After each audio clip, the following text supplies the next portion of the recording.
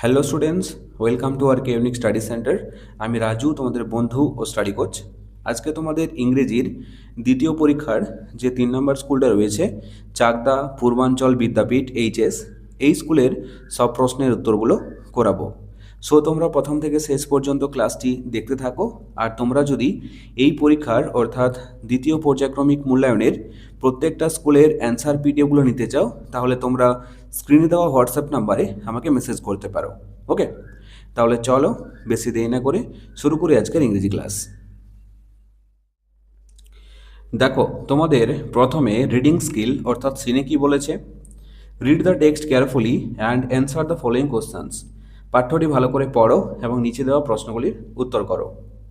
Mita and her classmates, Mita এবং তার সহপাঠীরা, এ team of 25 জনের একটি দল, went to Bandel last Saturday, Bandel গিয়েছিল গত শনিবারে, উইথ দেয়ার হিস্ট্রি টিচার, কার সাথে?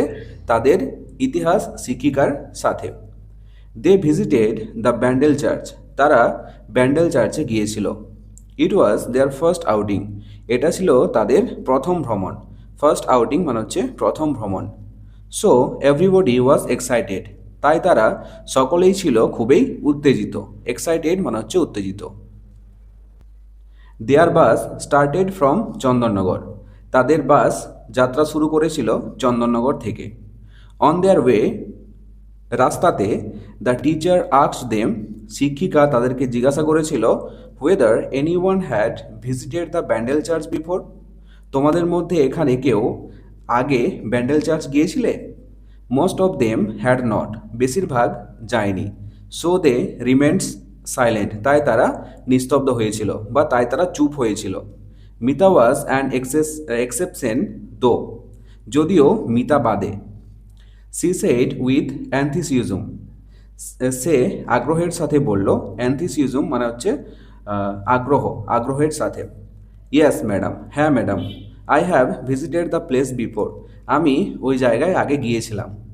ও রিয়েলি, ও তাই, দ্যাটস গ্রেট, খুব ভালো। Tell us what this place is like Mita, said the teacher, শিক্ষিকা বলল, ওই জায়গার সম্বন্ধে আমাদের কিছু বলো।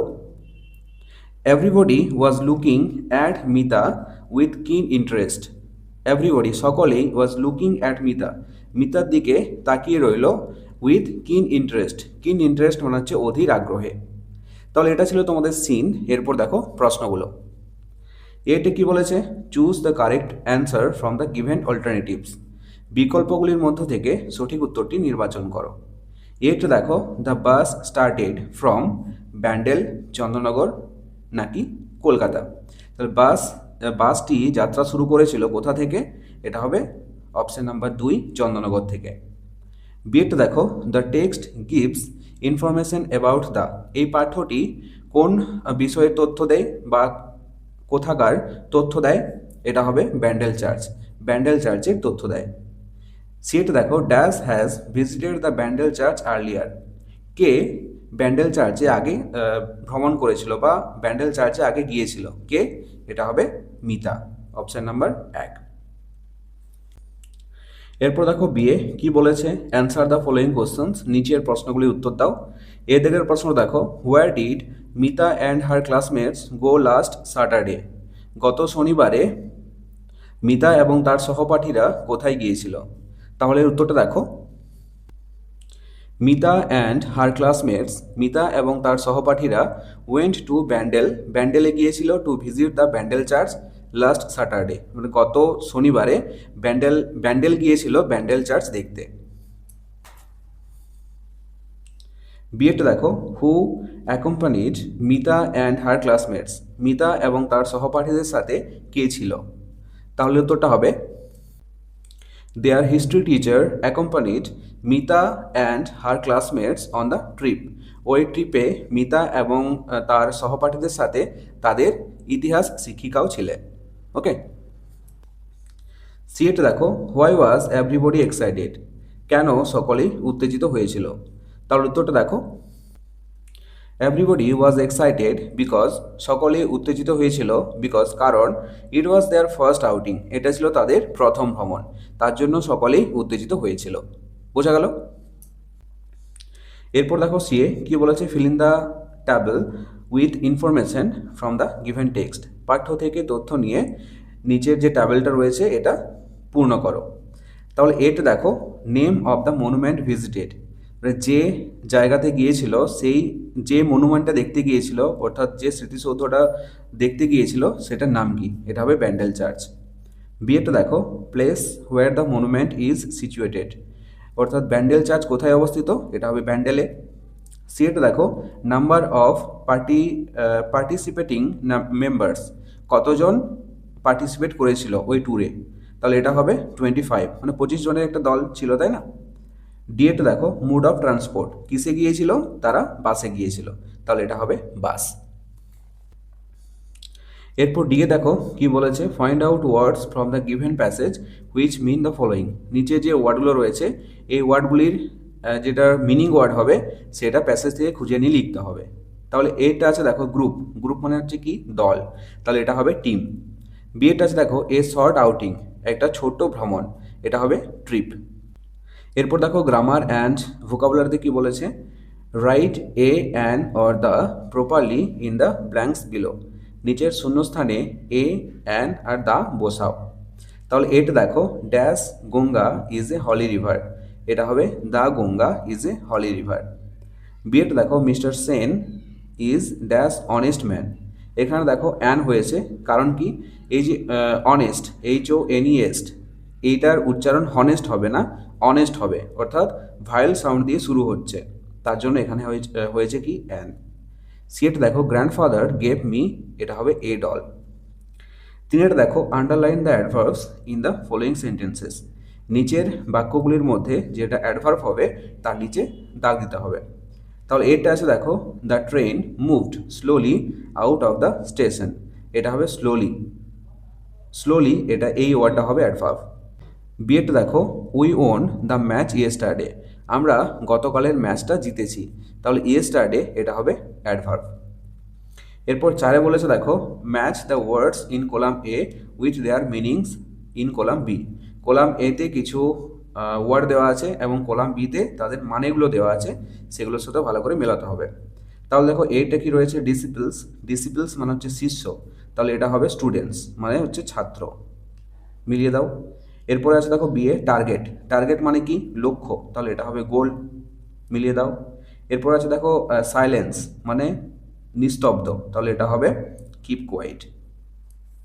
এরপর ডি আছে দেখো অবজার্ভড মানে হচ্ছে লক্ষ্য করা, তাহলে এটা হবে নোটিসড। ওকে, অবজার্ভড মানে হচ্ছে পর্যবেক্ষণ করা, কিন্তু এখানে হবে এটার মিনিং ওয়ার্ড হবে নোটিসড। ওকে, এরপর দেখো রাইটিং স্কিল, রাইটিং স্কিলে কি বলেছে, রাইট এ শর্ট প্যারাগ্রাফ, একটা ছোট্ট প্যারাগ্রাফ লিখো উইদিন 50 to 60 ওয়ার্ডস, 50 থেকে 60 শব্দের মধ্যে, অ্যাবাউট ইয়োর সেলফ মানে তোমার নিজের সম্পর্কে, অথবা দ্য সিজন স্প্রিং মানে বসন্ত ঋতুর সম্পর্কে একটা প্যারাগ্রাফ লিখতে হবে 50 থেকে 60 শব্দের মধ্যে। তাহলে দেখো এই দুটো প্যারাগ্রাফ আমি লিখে দিয়েছি বাংলা অনুবাদ সহ, তোমরা দেখে নাও।